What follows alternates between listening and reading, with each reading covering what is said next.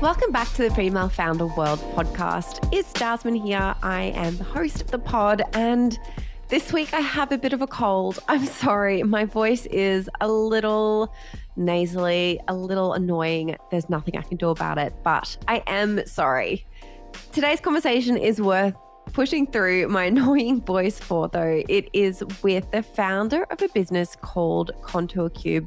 Her name is Sarah, and she's coming to you from Sydney, Australia, where she launched a company mid-pandemic 2021. She 3D printed the prototype in her house and launched the company like pretty damn quickly. She went viral on TikTok after the very first post about the product, and the rest is history.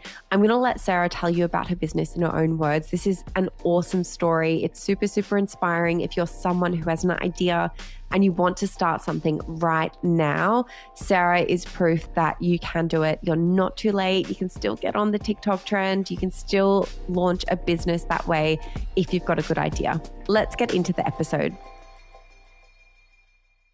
Sarah, welcome to the show. It is so good to have you. I'm really excited to learn about what you're building over at Contour Cube. Thanks so much for having me. Super excited to be here.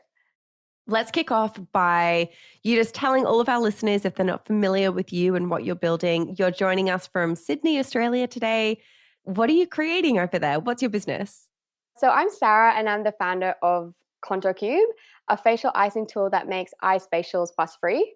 So the Contour Cube allows you to harness the power of cryotherapy in the palm of your own hand without getting cold fingers. So rather than using like cold, slippery ice cubes, the Contour Cube really easily grips the ice and has been designed to sculpt the contours of your face, all while protecting your hands from getting cold. So there are a heap of benefits to facial icing. It has been around for centuries. It's been used by celebrity facialists and makeup artists as a natural primer and a natural facelift, but is also really great for reducing inflammation, depuffing eye bags, stimulating the blood flow in your skin, which really gives you that radiant glow. Okay, I love all of that. Someone who has like a beauty background myself, I completely understand what you're saying when you're saying all of the benefits around facial icing. I think that's very, very cool. I've definitely been someone who had my jade roller in the fridge and would, depuff my face before I would go out. This makes so much sense, so much more sense. Yeah, I've heard like a lot of my friends and customers find that like they love the jade roller, but sometimes, it does get quite warm quite quickly. So that's kind of the beauty of the Contour Cube. It just remains cold because it is ice. So really great to use over face masks, improves serum absorption, that kind of thing, because it is really restricting sort of like the blood vessels in your skin. So yeah, it's a cool little gadget. Ooh, I love that. Okay, so at what point in your beauty routine should somebody be using this? I like to use it first thing in the morning. I love it as an instant wake me up. So I like to use it, after I cleanse my face, Contour Cube, and then kind of follow with your natural moisturizing routine.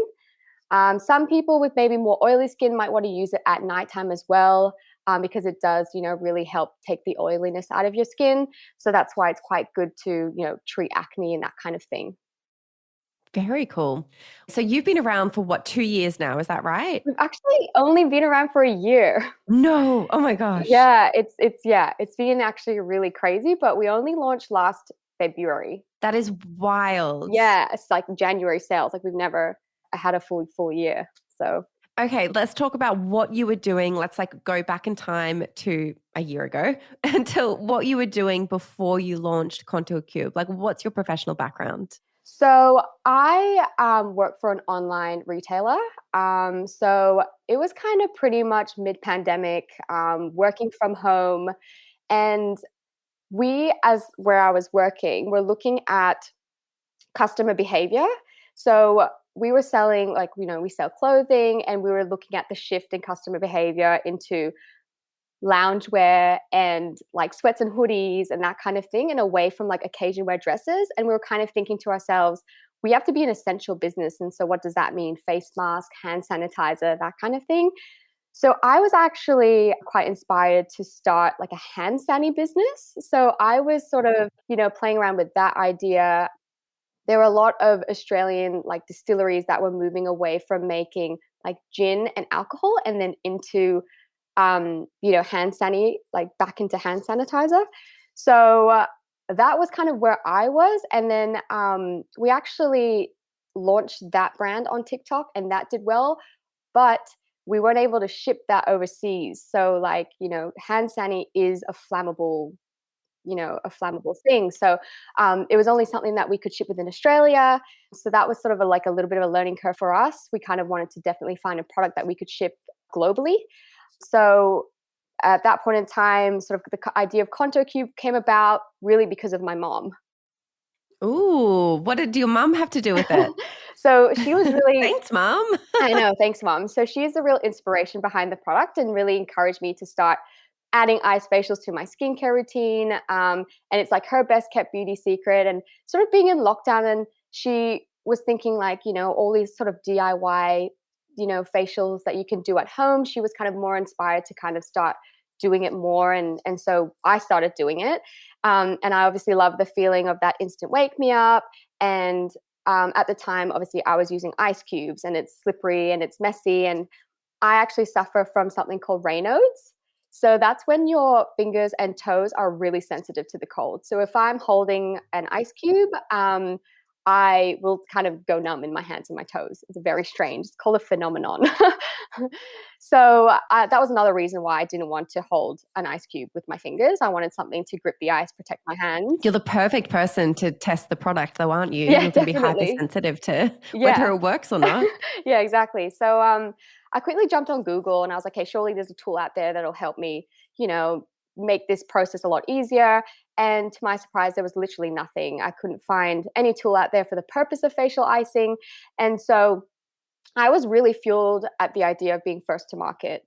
So I literally started, designing, putting pen to paper, designing different shapes and what the Contour Cube could be.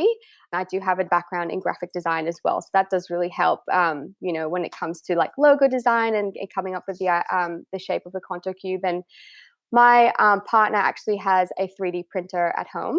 So This is kismet. This is everything that you all coming need to together. get this 100%. Yeah, so that really helped fast track the prototyping process. So you can have an idea in your mind and then 3D print it and then have that tangible sample in your hand within a couple of hours. So it's just crazy.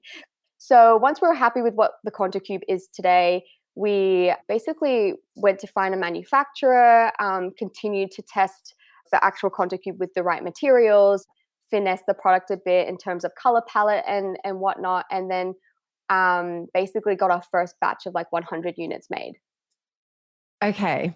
There is a lot to unpick in this. Yeah. How did you just go and get your first 100 units made? Where did you find, first of all, like getting MOQs that low? That sounds awesome. Like that's a dream for somebody trying to test whether or not there's demand for their product. How did you find someone to do that with you? Yeah, I did jump on Google, try to find like manufacturers within, like that make ice trays and that kind of thing. And just kind of communicated with a handful of different suppliers, kind of suss out how they communicate and get an understanding of their MOQs. And I think because we're making something that is completely unique, we need our own mold.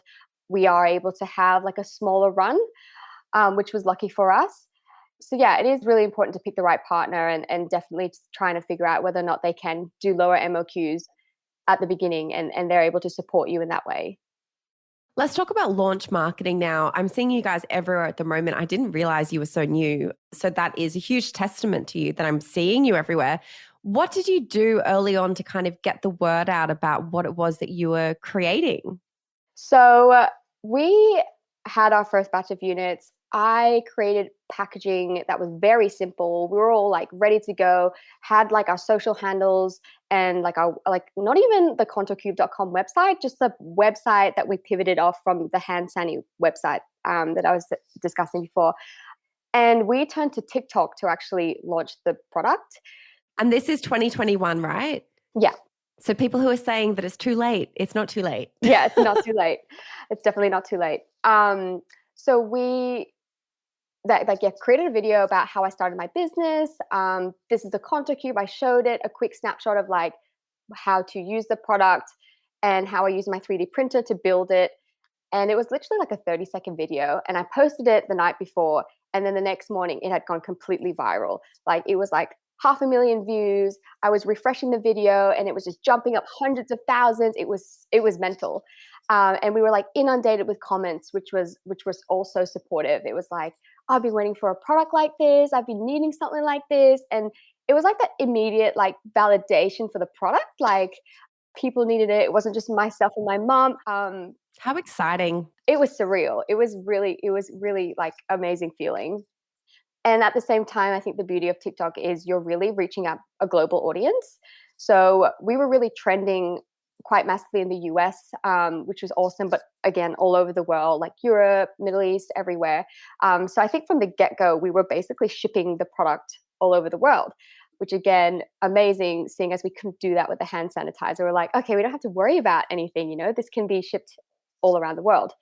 So yeah, that was kind of, yeah, really surreal in terms of TikTok. That was like a huge way that really kickstarted our business. Did you already have like an active account with lots of followers when you launched the video, or were you just getting started? We were kind of just getting started. It was actually the hand sanning account. And then we kind of just put launched the Conto Cube on that account. So we had like maybe roughly like 5,000 followers at the time. And then we really quickly jumped in following and built that online community quite quickly to where we are today, which is like 170,000 followers. And because of that crazy exposure through TikTok, we were able to get stocked in Urban Outfitters.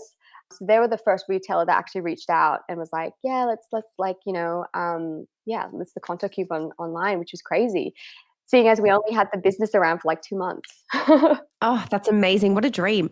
I want to understand how you so quickly grew to meet that demand. You say you had 100 products in that one SKU to begin with, and then you go viral overnight. And I imagine you would have just woken up in the morning and been like, oh shit, like I need to make so many more of these. How do I do that? What was your next move when you woke up? Were you calling your suppliers and saying, hey, we're going to need a whole lot more of these? Yeah, so we did pretty much sell out of the product within a couple of days of that video launching. And we were able to get that real-time feedback from customers. So they're like, oh, love the pink, but do you have any other colors coming? And that was so great to hear. It's like, cool, yeah, what colors do you want to see? So we were able to already understand like the colors that the customers were after and really quickly expanded the color range pretty much straight away. We wanted to keep the momentum going because we're like, we've got this momentum with TikTok. We're out of stock, but we kind of want to keep that ball rolling. So we kept posting on TikTok, showing all the different recipes that you can make with Conto Cube. You can customize it, using fresh ingredients like rose water and cucumber. And those videos kept popping off and we didn't have stock. So we're like, oh God. So we actually went on pre-order for a while. And at the same time, we actually had a pop-up on our website that was collecting email addresses so that we could retarget those customers again, like once we were back in stock. So all was not lost.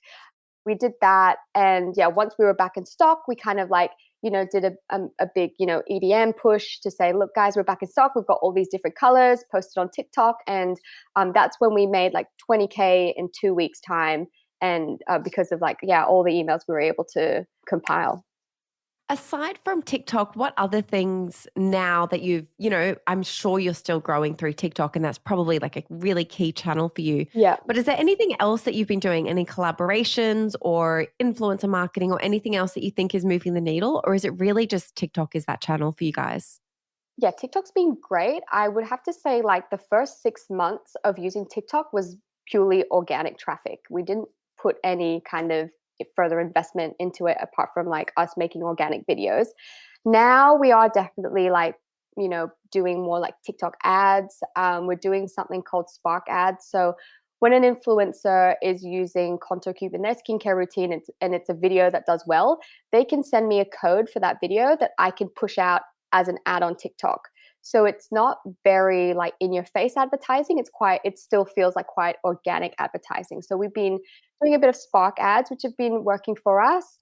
We also invest in like Facebook ads, Instagram ads, Google ads. So really, just driving the sales through social media. When I see a product like yours and I look at it, I'm like, oh, smart idea, really smart idea, very cool. The next thing I think is there are going to be copycats. Have you guys seen that yet? Or how are you kind of trying to future-proof for that inevitability? Yeah. We definitely have seen some copycats. We definitely have like our IP in place. We have, trademark Contour Cube as the name. And I mean, great, everyone's calling it a Contour Cube because they don't know what it is. Yep. um, You invented it. yeah, exactly. So I think with any good idea, there will be some people that kind of jump on the bandwagon. And I do actually think, in a positive light, like the concept is really resonating with customers and it's an industry that's really growing and flourishing. But I guess what I've seen, there hasn't been much differentiation in the product, which is what I'd like to see and what I would define as healthy competition. And so, yeah, it is really tough as like a small business to see similar products out there. And there has been a little bit of laziness to it. So I've seen people, take my videos and use that to sell a counterfeit version, that kind of thing. People can't see, but I'm rolling my eyes. Yeah, I mean, but the thing is that I've got a really loyal customer base, and I thank them so much for like sharing this with me. They'll be like, "Hey, this person's kind of lifted your video, and they're pushing that out as an ad." And platforms like TikTok and Facebook and Instagram, they're really great with helping small businesses. In terms of like taking things down that are infringing on a trademark, that are a copyright infringement and that kind of thing. Again, it's something that I hear, especially from people who invent physical products. Like, it's one of those things that just unfortunately is part of being an innovator. But I'm happy to hear you've got that trademark in place around the name at least. That's good. Yeah, definitely. And definitely protections around the design as well. And I was looking, for my mental health at, brands like the Beauty Blender. I was like, oh, how do they handle it? And she had the same similar thoughts, if you have at least it's like a testament to it being a great idea. Yeah, absolutely. You've still got so much growth to go in terms of stockists and new retail partners. I can only imagine what kind of growth and attention you're going to get over the next couple of years with the SKU that you currently have. But how are you thinking about how you evolve this out into other products? Or is that not something that you're really thinking about at the moment? No, yeah, no, we're definitely thinking about the whole sort of like ice facial ecosystem. So we do have obviously your original contour cube that can be used for up to 1 week per refill. You can really play around with different ingredients in the original size because it's like that perfect size to do that. With feedback from customers, we then launched our Contour Cube Mini, which is great for travel. It's great for freezing serums if you don't want to put like a lot of your serum or expensive serum in the big original one. So we've got the minis.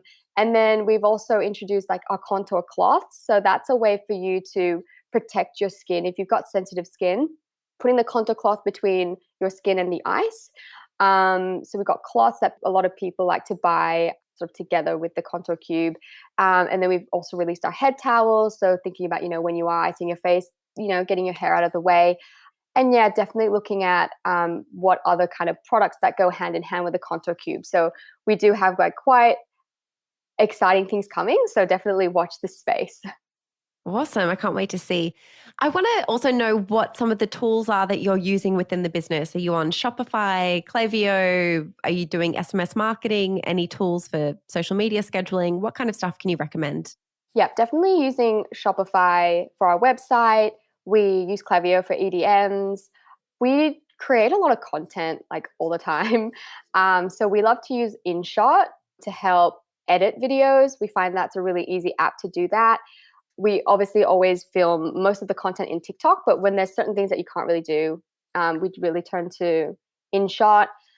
We love sort of following other creators on TikTok, especially in the SMB community.